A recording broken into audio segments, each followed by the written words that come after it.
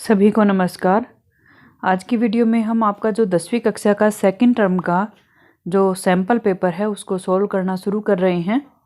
तो किस तरह से आपका ये सैम्पल पेपर है और इसी के आधार पर आपका जो फाइनल पेपर है जो आपका सेकंड टर्म का है वो पेपर ऐसा ही आपका आएगा। तो आप इस वीडियो को ध्यान से देखना ताकि आपके सारे डाउट क्लियर हो जाए, क्योंकि इस टर्म का जो पेपर है ना, अगर आपने केवल सैम्पल पेपर को ध्यान से समझ लिया और आपने हल करना सीख लिया तो भी आपका पेपर जो है वो बहुत अच्छा हो जाएगा, बहुत अच्छे नंबर आ जाएंगे आपके। तो अभी हम इस पेपर को शुरू करते हैं। इसमें आपको सबसे इम्पोर्टेंट बात क्या नोट करनी है कि ये जो होगा वो 40 नंबर का होगा, 2 घंटे का पेपर होगा। ठीक है, ये बात आपको नोट कर लेनी है। उसके बाद इससे ये जो आपका पेपर होगा उसमें 9 प्रश्न होंगे। ठीक है, पेपर पढ़ने के लिए आपको 20 मिनट मिलेंगे। इसके बाद जो है हम देख लेते हैं, ये तो इम्पोर्टेंट है बाकी के नियम। उसके बाद जो पेपर है उसको देख लेते हैं, सैम्पल पेपर कैसा है। सैम्पल पेपर में पहला प्रश्न आज हम करेंगे जो कि 10 नंबर का आपका पेपर में रहने वाला है, और ये आपका है अपठित अवबोधनम, यानी कि ऐसा पैराग्राफ आएगा जो आपने पढ़ा नहीं है। एक पैराग्राफ आपको दे देंगे, आप उसका हिंदी अनुवाद करके देखना और उसी के आधार पर प्रश्नों के उत्तर देना। ये जो आपका होगा ये 10 नंबर का होने वाला है। इसमें है अधोलिखितम गद्यांशम पठित्वा प्रदत्त प्रश्नानाम उत्तराणि संस्कृतेन लिखत है। तो आपको इन प्रश्नों का उत्तर देना है। तो पैराग्राफ जो है हम उसका अनुवाद एक बार कर लेते हैं मोटा मोटा। एकदा सर्वे पक्षिणः मिलित्वा उलूकम स्वाधिपतिम विधातुम विचारितवन्तः। हालांकि ये आपके बुक का ही है पैराग्राफ, तो पर हो सकता है कि बाहर से आ जाए। कि एक बार सभी पक्षी मिलकर के उल्लू को स्वाधिपतिम अपना राजा बनाने का विचार करते हैं। तस्य अभिषेक वेलापि तहि निश्चिता, और उसके अभिषेक का वेला समय भी उन्होंने निश्चित कर लिया। ततो यदा अभिषेक उत्सव है प्रारब्ध है, कि जब अभिषेक का उत्सव प्रारंभ हुआ, मतलब जो तिलक का राज्याभिषेक का जो समय था या त्योहार था, जो उत्सव था वो शुरू हुआ, फंक्शन शुरू हुआ। तदैव तभी कश्चित वायसः तत्र आगच्छत, और उसी समय एक कौवा वहाँ आ गया। यानी कि जब राज्याभिषेक का टाइम चल रहा है, त्योहार जो उत्सव है वो चल रहा है, उसी समय पे वहाँ पे एक कौवा आ जाता। वायस मतलब कौवा। उल्लूकस्य अभिषेक समाचारम श्रुत्वा सो अवदत्। उल्लू जो है उसके अभिषेक का समाचार सुन करके वह बोला। कौन बोला? कौवा बोला। भो अरे किम विचार्य भवद भी, क्या आपने विचार किया? एषः यह दीवा अंधः उल्लूकः, दिन में अंधा उल्लू, यानी कि उल्लू को दिन में दिखता नहीं है ना, इसके लिए उसको कह रहा दीवा अंधः, दिन में अंधा जो है। राजपदे प्रतिष्ठापयितुम निश्चित है, जो राजा के पद पर उसको बैठाने का निश्चय किया गया है। ठीक है, कि जिसको तुम राजा के पद पर बैठाना चाहते हो वो तो दीवा अंधा है, दिन में उसे दिखाई ही नहीं देता है, क्योंकि उल्लू रात भर जागता है, दिन में सोता है। यस्य देशस्य राजा एवं अंधो भविष्यति, जिस देश का राजा इस प्रकार अंधा होगा, तस्य प्रजा अपि तथैव भविष्यति, उसकी प्रजा भी वैसी ही होगी। किम न श्रुतम भवद्भिः, क्या तुमने सुना नहीं है? यथा राजा तथा प्रजा, कि जैसा राजा वैसी ही प्रजा। ततः सर्वे अपि तस्य परामर्शं मत्वा यत्र तत्र प्रस्थितः, और उन सब ने भी क्या किया? उसकी सलाह को मान लिया और इधर उधर चले गए।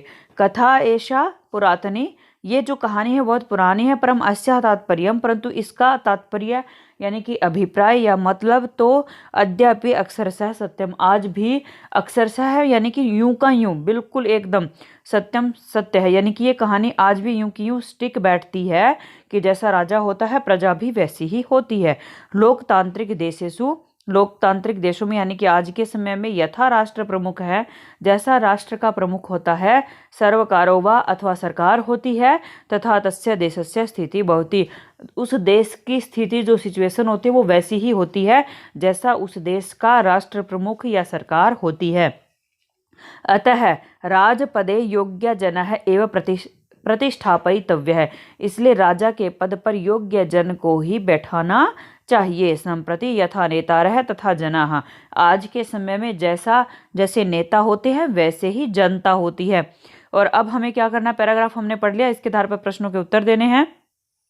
जो ए पार्ट है पहला, उसमें क्या करना है? एक पद में उत्तर देना। केवल प्रश्न द्वयम, केवल 2 प्रश्न करने हैं, यानी कि यहाँ पे 3 दिए गए हैं, इन तीनों में से जो 2 आपको आते हैं वो कर देना, और 2 नंबर के ये होंगे, यानी कि हर एक प्रश्न 1 नंबर का होगा। ठीक है, इसमें आपको 2 प्रश्नों का उत्तर देना है। पहला आपका प्रश्न है और प्रश्नों का उत्तर देना कठिन नहीं है क्योंकि इसी पैराग्राफ में से देना है। तो पहला प्रश्न है, पक्षिणः कम स्वाधिपतिं विधातुम उद्यतः। पक्षी किसे अपना राजा बनाने के लिए तैयार हुए? तो पक्षी किसको अपना राजा बनाने के लिए तैयार हुए थे? इस लाइन को आप यूं का यूं ढूंढ भी सकते हो पैराग्राफ में। तो क्या करते हैं, सारे पक्षी जो है मिल करके उल्लू को अपना अधिपति बनाने के लिए विचार करते हैं, तैयार हो जाते हैं। तो इस प्रश्न का उत्तर आप लिखोगे उल्लू कम। ठीक है, मैं यहाँ पे लिख देती हूँ, आप नोट कर सकते हैं कॉपी में, उल्लू कम। ठीक है, उल्लू को वो अपना राजा बनाना चाहते हैं। अगला प्रश्न है, यथा अभिषेक उत्सव प्रारब्ध है तथा कह तत्र आगच्छत, कि जब उसके तिला जो राज्याभिषेक है उसका फंक्शन चल रहा था तब वहाँ पे कौन आया? तो आपने शुरू में भी इस पैराग्राफ में पढ़ा था कि उस समय पे कौवा आता है। ठीक है, ये वाली लाइन है यहाँ पे।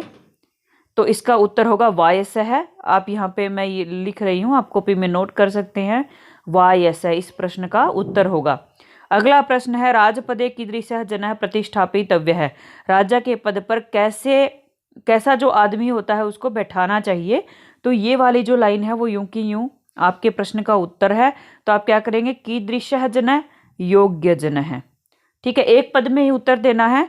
तो आप पूरी लाइन को छोड़ देंगे तो जो प्रश्नवाचक शब्द है कम, कह, इनकी जगह पे या उस लाइन में से जो सही उत्तर है उस केवल उस अक्षर को लिख देंगे। तो कीदृशः जनः है, आप लिखेंगे योग्य जन है, ये आपका उत्तर होगा। ठीक है, ये यहाँ पे गोल दायरे में लिखा हुआ है। उसके बाद अगला प्रश्न देखते हैं। अगला प्रश्न जो है आपका वो है पूर्ण वाक्येन लिखित है। पूरे वाक्य में उत्तर देना है आ पार्ट में।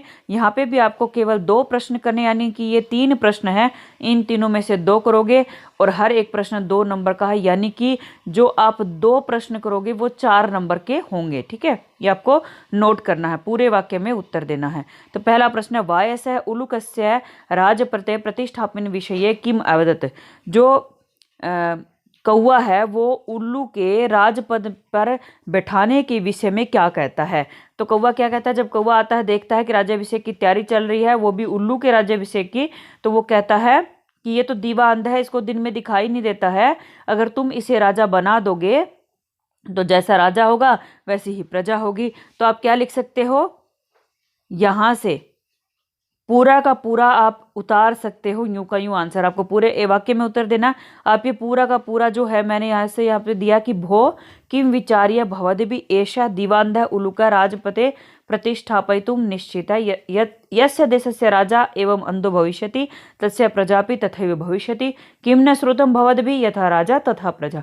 ये पूरा लिख दोगे। उससे पहले जब ये लाइन लिखोगे उससे पहले आप क्या लिखोगे, आप ये लिखोगे, मैं अभी यहाँ पे नोट कर देती हूँ। देखिए, एक तो आप यहाँ से लेकर यहाँ तक लिखो, इससे पहले आप लिखेंगे क्या, मैं यहाँ पे नोट कर रही हूँ, लिख रही हूँ, आप कॉपी में लिख लेना, वायसः अवदत्। ठीक है, वायसः अवदत्, यहाँ पे विसर्ग लगाना है वायसः के बाद, ये लिखो। इसके बाद ये पूरी लाइन जो मैंने ब्रैकेट के अंदर डाली हैं ये पूरी की पूरी उतार दो, ये आपका उत्तर होगा। ठीक है, तो इस प्रश्न का आपका उत्तर इस तरह से हो जाता है। अब अगला प्रश्न देखते हैं, वायसः तत्र कदा आगच्छत्। कौवा वहां पे किस टाइम आया था? कौवा उस टाइम आया था जब अभिषेक की तैयारी चल रही थी। तो आप यह करेंगे कि यदा अभिषेक उत्सव प्रारब्ध है तदैव, कश्चित को काट दो, वायसः तत्र आगच्छति, ये आपकी पूरी लाइन जो है इस प्रश्न का उत्तर होगी। ठीक है, यहाँ पे कश्चित का मतलब होता है कोई कौवा यहाँ पे आया। ये पैराग्राफ में ये हिंदी बन रही है, लेकिन वहाँ पे आपको डायरेक्ट पूछा जा रहा है कि कौवा कब आया। तो आप ये यहाँ पे तत्वों को काट देना और कश्चित को काट देना, ये पूरी लाइन आपका उत्तर हो जाएगी। अगला प्रश्न आपको नोट करके रखना है। ये प्रश्न जो है इसको देखने में बहुत बार गलती हो जाती है, ये प्रश्न आपको दिखाई ही नहीं देता पेपर में। ये ई वाला जो पार्ट होता है कि अस्य अनुच्छेदस्य कृते उपयुक्तम शीर्षकम लिखता है, शीर्षक लिखना है जो कि 1 नंबर का होगा। शीर्षक का मतलब होता है कि इस पैराग्राफ में किसके बारे में बात करी गई है। ठीक है, तो इस पैराग्राफ में मैक्सिमम टाइम पे एक कौवे के बारे में बात हो रही है। ठीक है, मतलब एक कौवा ही अपनी बात कह रहा है बार बार कि राज्याभिषेक चल रहा है, कौवा आता है, फिर कौवा वो सारी बातें कहता है, सारे कौवे की बात मान करके इधर उधर चले जाते। तो मतलब कौवे का जो कन्वर्सेशन है, जो बातचीत है, उस पर डिपेंड। तो आप शीर्षक में वायसः भी लिख सकते हैं। ठीक है। वाय से अगर आपको ये लग रहा है कि नहीं वाय से नहीं लिखना, तो आप कर सकते हो कि योग्य राजा, कि योग्य राजा के बारे में बात हो रही है, या आप ये भी लिख सकते हो कि यथा राजा तथा प्रजा, क्योंकि पूरे पैराग्राफ में यही चल रहा है कि जैसा राजा होता है वैसी प्रजा, क्योंकि कौवे ने यही कही ना मेन बात, और इस बात पर ही आगे की सारी जो क्रियाकलाप है वो होता है, यथा राजा तथा प्रजा। आप ये भी डाल सकते हो। ठीक है, ये आपका आंसर हो गया जो ई पार्ट है। अब उसके बाद ई, जो बड़ी ई वाला, यथा निर्देशम उत्तरतः, कि जैसा निर्देश दिया वैसा उत्तर देना है। केवल प्रश्न त्रयम, यानी कि 4 में से 3 करने हैं। 3 नंबर का ये प्रश्न होगा, ये नोट करो। उसके बाद यथा निर्देशम उत्तरतः का मतलब क्या है? इसका मतलब ये है कि जैसे पहली लाइन है ये बिल्कुल अलग है अगली लाइन से, तो पहली लाइन का जो प्रश्न है वो पहली लाइन में ही है और इसका उत्तर यहीं से देना है। और सबसे इंपॉर्टेंट बात क्या होती है, ये जो प्रश्न होता है इसमें जैसे यहाँ पे काका लिखा है ना, तो जो जिसके बारे में बात की जाएगी उसको इस तरह से कोमे में डाल देंगे, चाहे वो एक वाक्य पूरा हो, चाहे अक्षर हो, 1 अक्षर 2 अक्षर। तो यहाँ पे जैसे कि काका को कोमे के अंदर डाला है, काका के ऊपर देखिए आप कोमे लगे हुए हैं। अब ये जो शब्द है इसके ऊपर आगे प्रश्न लिखा हुआ है क्या, कि इति अस्य किम समानार्थक पदम गद्यांश से प्रयुक्तम, कि काकः इसका किम क्या समानार्थक पद, पर्यायवाची पद गद्यांश में लिखा गया। कौवे के लिए ये पैराग्राफ में कौन सा शब्द आया है? तो आपको पता ही है कौवे के लिए शब्द आया है वायस है। आप ऊपर से पैराग्राफ देखोगे, सेकंड लाइन में आपको दिख जाएगा वायस है शब्द पैराग्राफ में कौवे के लिए इस्तेमाल हुआ है। अगला प्रश्न है यहाँ पे, आगच्छत इति क्रियायाः कर्तृपदम। आगच्छत के ऊपर कोमे लगे हुए हैं, यानी कि आगच्छत के बारे में प्रश्न पूछा जाएगा। इति क्रियायाः, ये एक क्रिया है, आगच्छत क्रिया है, आपको पता होना चाहिए। धातु जो होती हैं वो क्रिया होती हैं, ठीक है। और उसका क्या बताना है, कर्तृपद। कर्ता कौन होता है? जो काम करता है। और कर्ता लगभग वाक्य के शुरू में होता है और क्रिया वाक्य के एंड में होती है, लगभग, हमेशा नहीं। आपको क्या करना है, पैराग्राफ में से चुन करके लिखना है। अब क्या करेंगे आप, आगच्छत को पैराग्राफ में ढूंढ लो। पहले कहाँ पे लिखा हुआ है आगच्छत, आपका यहाँ पे, ठीक है। अब इस वाक्य को पूरे को देखो। अब यहाँ पे कौन आया, देखिए ध्यान से, ततो यदा अभिषेक उत्सव प्रारब्ध है तदैव कश्चित वायस है आगच्छत। आगच्छत मतलब आया, क्रिया मतलब काम। क्या काम हो रहा है यहाँ पे, आने का काम हो रहा है। और कौन आ रहा है, ये काम आने का कौन कर रहा है, कौवा। तो आप यहाँ पे कर्ता कौन हो गया, वायस है।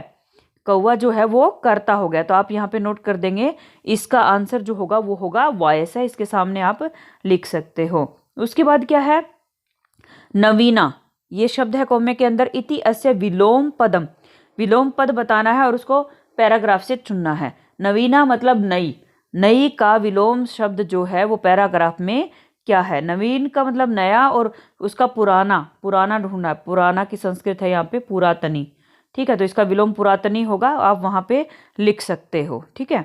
उसके बाद है दीवा अंधः उलूक है इति अनयोः, ये 2 शब्द हैं, दीवा अंधः और उलूक, और ये जरूर आता है, ठीक है, या तो विशेष्य या विशेषण। इन दोनों शब्दों में से विशेषण पद बताना है। अब पहली बात तो आपको ये पता होना चाहिए विशेषण क्या होता है। विशेषण वो होता है जो विशेषता बताता है, ठीक है, जो विशेषता बताता है। अब यहाँ पे है दीवा अंधः उलूक। दीवा अंधा मतलब दिन में अंधा, उलूक मतलब उल्लू। उल्लू जो होता है वो कैसा होता है, वो दिन में अंधा होता है, यानी कि दिन में उसे दिखाई नहीं देता।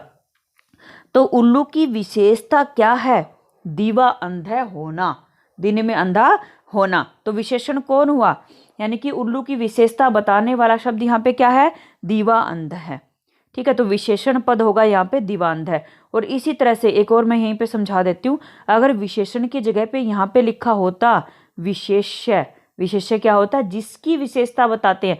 तो इन दोनों शब्दों में किसकी विशेषता बताई जा रही है, उल्लू की। तो आपका उत्तर होगा उल्लू है। मुझे ऐसा लगता है कि इस पैराग्राफ को समझने के बाद आपके 10 नंबर कोई नहीं काट सकता, आपके नंबर बहुत अच्छे आएंगे। अगर ये वीडियो पसंद आए तो लाइक शेयर और सब्सक्राइब कीजिए। धन्यवाद।